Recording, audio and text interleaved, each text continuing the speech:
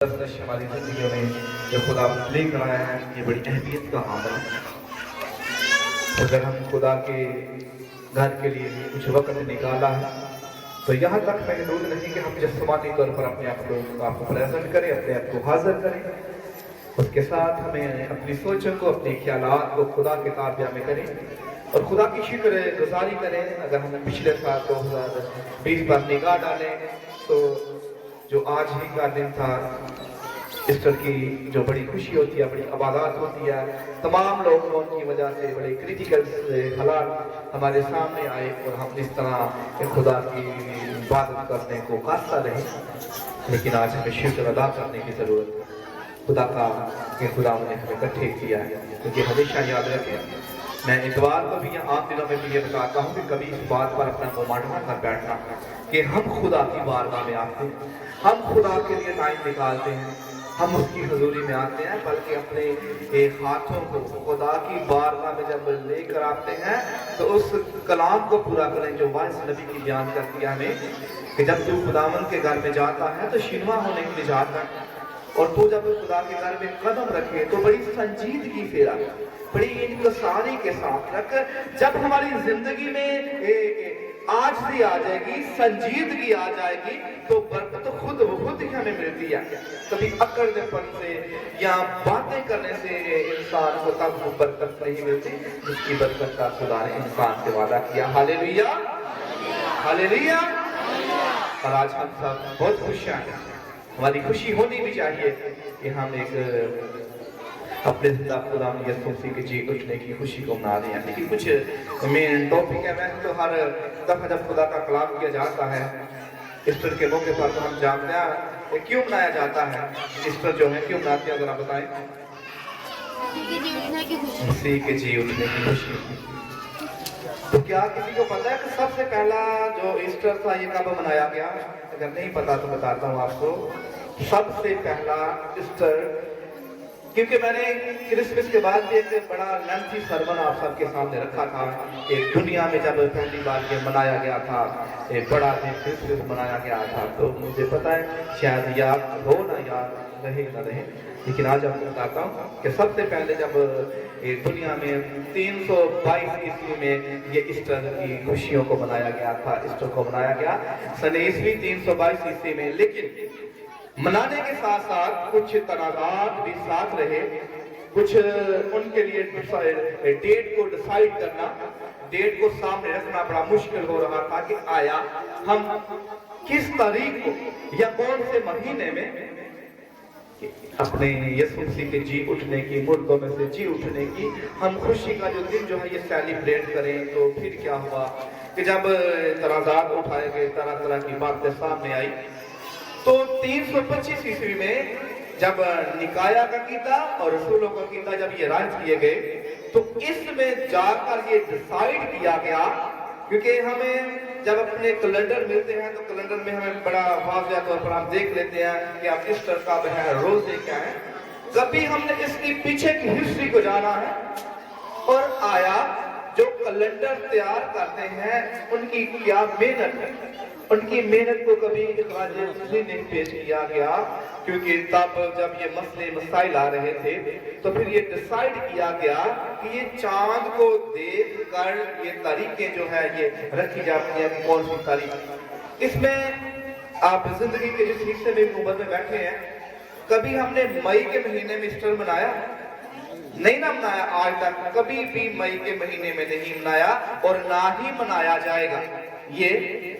22 मार्च से लेकर 25 अप्रैल के दरमियान के दिनों में आता है। याद रखिए, अगर नहीं पता तो 22 मार्च से लेकर तीसरे महीने की 22 तारीख से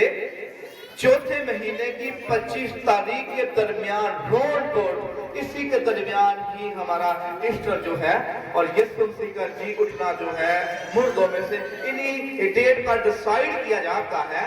क्योंकि निसान महीने की जब پورے چاند کے بعد کا جب پہلا تہوار آتا ہے تو اس کو، کیونکہ ہم ان مہینوں کو نہیں جانتے، ہمیں جنوری فروری کا پتہ ہے، پہلے مہینے کا پتہ ہے، دوسرے مہینے کا پتہ ہے، لیکن ان جمیلوں میں پڑھنے کی ہمیں ضرورت نہیں. ویسے بتا رہا ہوں انفارمیشن کے لیے، نالج کے لیے، کہ اس مہینے کا جب پورا چاند ہوتا ہے اور اس کے بعد جب پہلا تہوار آتا ہے، اس میں یہ ڈیٹ جو ہے یہ ڈیسائیڈ کی جاتی ہے اور یہ تاریخ رکھی جاتی ہے. پہلی بار بتایا کہ یہ 322 عیسوی میں پہلی بار منایا گیا، لیکن طریقوں کا کچھ مسئلہ آ رہا تھا کہ کون سی ڈیٹ مہینوں کا آتا. پھر جب اس میں یہ ایک دفعہ پھر ریپیٹ کرنا چاہتا ہوں کہ جب رسولوں کا عقیدہ پڑھا جاتا ہے، اتوار کی عبادت میں ہم پڑھتے ہیں، اس طرح بڑی عبادت میں پڑھتے ہیں، لیکن جب ہولی کمیونین شاہدمانی کی عبادت ہوتی ہے تو خاتمی جو ہے یہ زیادہ نکایا کا عقیدہ سنا پڑھا جاتا ہے. اس لیے کہ اس کے اندر جب کونسل بٹھائی گئی تو اس میں جا کر یہ چیزوں کو سامنے رکھا گیا تو یہ ڈیسائیڈ بھی ہوا تھا کہ اس تاریخ سے جو 22 تاریخ میں نے بتائی تیسرے مہینے کی اور چوتھے مہینے کی 25 تاریخ کے درمیانی کیا ہے کہ اس پر جو ہے منایا جائے گا. اب دیکھیں کچھ زبانوں کا اختلافات. عبرانی اور یونانی زبان، جس کا ایک ایک ورڈ بتانا ضرور ہے کیونکہ یونانی زبان میں جب ایسٹر کو پاسخہ کہا جاتا ہے، لیکن عبرانی زبان میں جو لفظ فسح کا استعمال کیا گیا، جسے فسح کہا جاتا ہے، اور جب یہ نئے عہد نامہ میں آیا تو اسے ایسٹر کا نام دیا گیا ہے. دیکھ لیں کہ فسح پرانے عہد نامہ کی فسح اور نئے عہد نامہ میں جب اسے کیا گیا تو یہ دونوں یعنی کہ ایسٹر کا دن منایا گیا.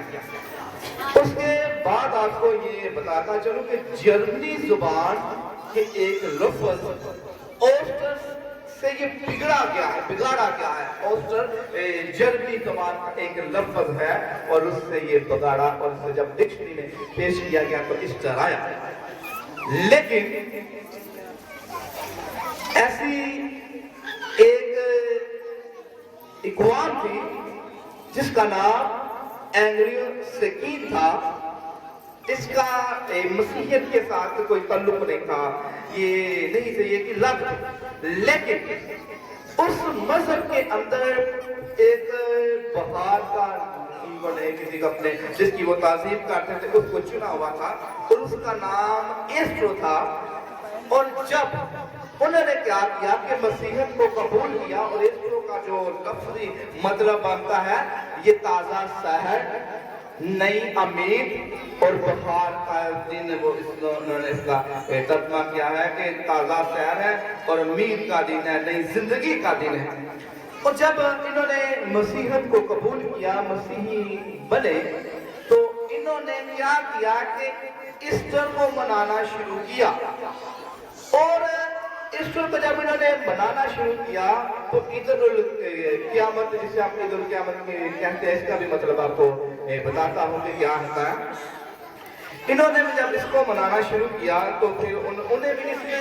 ایک نئے طریقہ سے، نئے رنگ سے اس کو منانا شروع کر دیا. اور یہ کرتے کیا تھے؟ ذرا آنکھیں نہ بند کریں، ذرا غور سے سننا ہے سرمن کو. ذرا میں نے پہلے بھی کہا تھا کوئی بھی پیچھے ہوتا ہے بڑی توجہ کے ساتھ وہ محنت کے ساتھ کرتا ہے، لیکن اگر آنکھ بند کر کے یا دماغ کو ہم بینڈ کر کے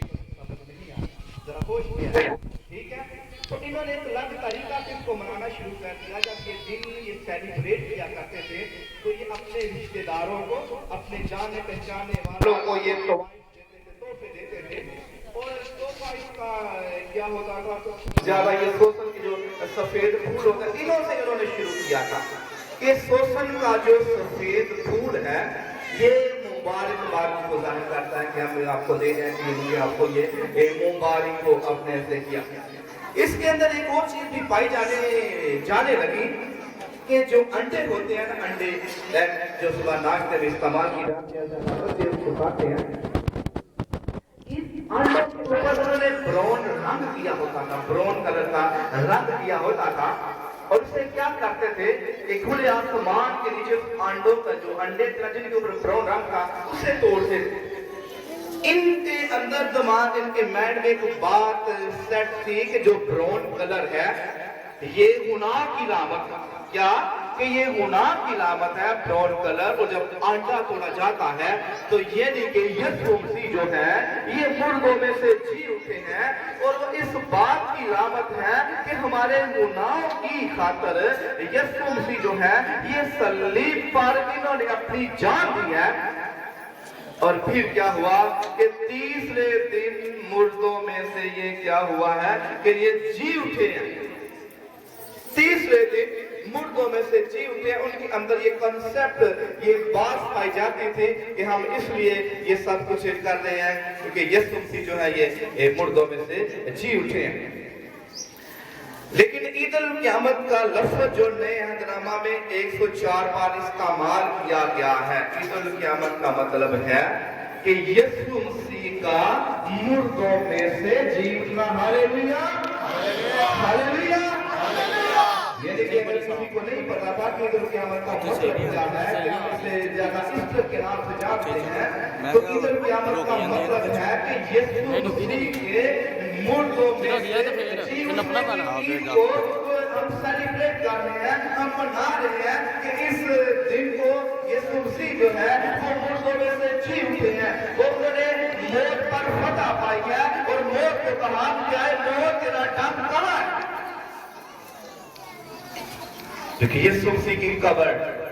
بالکل خالی پڑی ہے جب وہ مردوں میں سے جی اٹھے۔ اب مختلف اناجیل میں الگ الگ خدا کے مصنفین نے اس کو اپنے طریقہ سے بیان کیا گیا ہے۔ آپ دیکھیں کہ لوکا کی انجیل جب اس کا مقدس لوکا طبیب کی معرفت لکھا گیا انجیلی بیان، جب ہم اس کا 24واں باب پڑھتے ہیں تو یہ ہمیں وہاں یہ ملتا ہے ذکر کہ ہفتے کے دن انہوں نے حکم کے مطابق آرام کیا، لیکن ہفتے کے پہلے دن وہ صبح سویرے ہی ان خوشبودار چیزوں کو جو تیار تھی لے کر قبر پر آئی ہیں،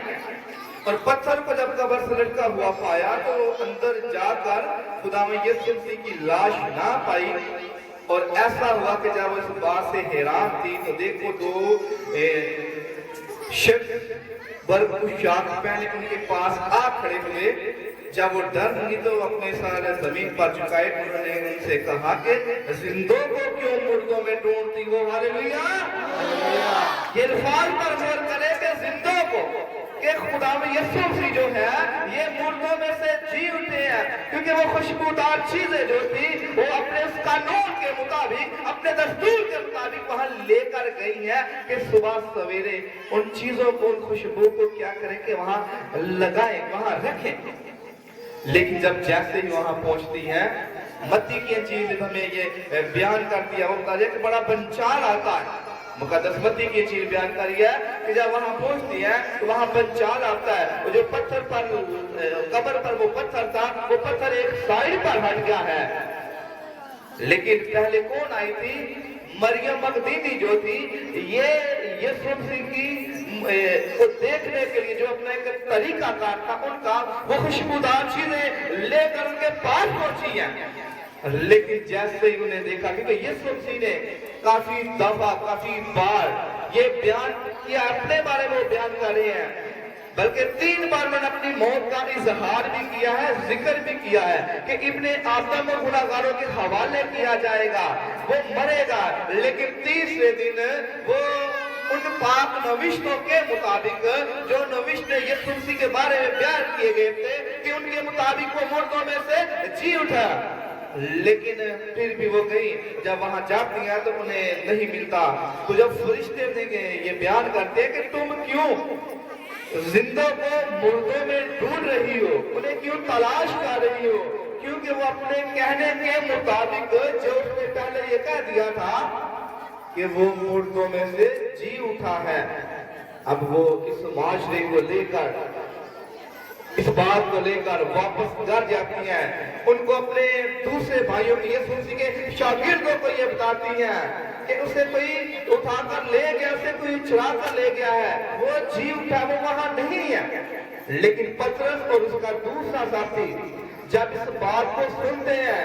فوراً وہ بھاگ کر وہاں جاتے ہیں، لیکن پہلا ساتھی پطرس سے پہلے چلا جاتا ہے، لیکن اس نے یہ ہمت نہیں کی کہ میں قبر کے اندر جا کر جان سکوں، دیکھ سکوں۔ اور کیا ہوا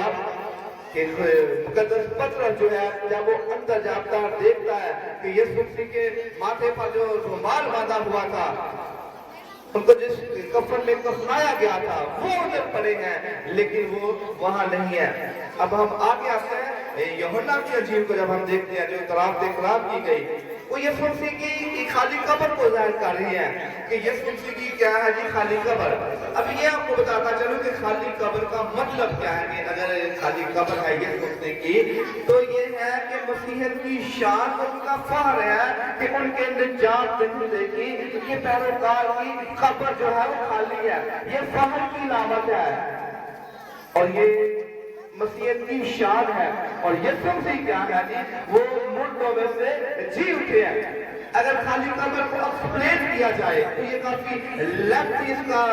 چیپٹر بن جائے گا، کافی لمبا بن جائے گا، لیکن یہ بتانا چاہتے ہیں کہ خالی قبر جو ہے یہ ہمارے لیے ایک فخر کی بات ہے کہ ہمارا خدا یسوع مسیح جو ہے یہ مردوں میں سے جی اٹھے، اور آج اس کے جی اٹھنے کے دن کو سیلیبریٹ کرنے کے لیے جو ہمارا نجات دہندہ، جو ہمارا شافی، جس نے انسان کی خاطر خون بہایا، صلیب پر اپنی جان دے دی، اور جب اسے کلام مقدس کے مطابق اسے کفنایا گیا تو کیا ہوا کہ 30ویں دن وہ جو ہے مردوں